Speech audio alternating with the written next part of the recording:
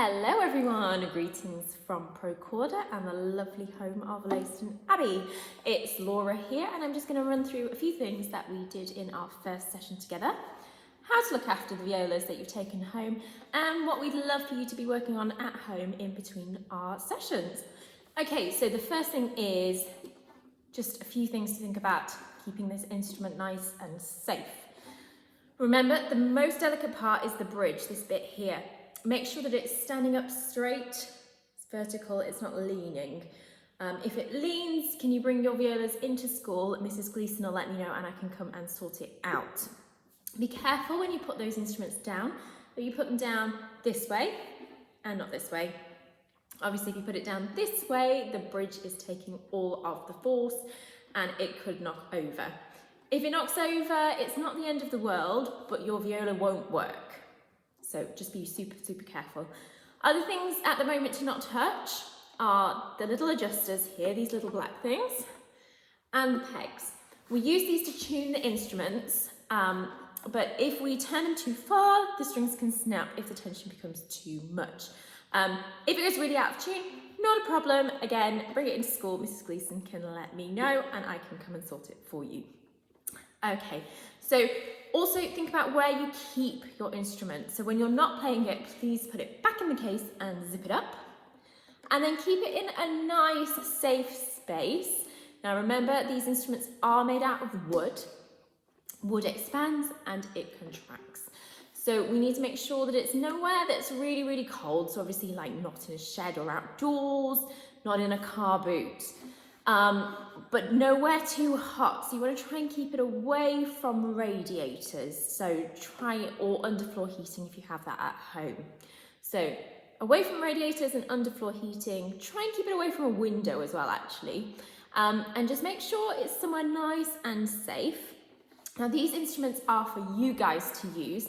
If you have siblings at home, I'm sure they'll want to have a go, but if you could try and keep it to just yourselves using them, that means that they're super, super safe.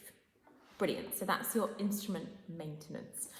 Okay, so let's run through what we did in our first session.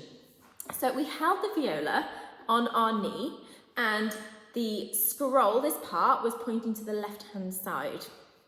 Okay, with our right thumb, it doesn't matter if you're left or right-handed, just follow this if either way.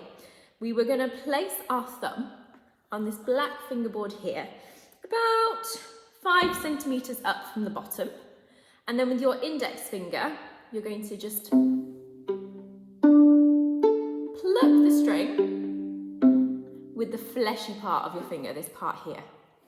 So 5 centimeters up, and you just pull the string towards you. You don't have to do it too hard, do it too soft, it won't make a nice sound. Okay. With your left hand, you have a nice pink sticker on your viola. You're going to pop your thumb on there. And you want your thumb to be nice and relaxed. So again, the fleshy part of the thumb on the sticker and just sort of poking up a little bit. So it's nice and relaxed.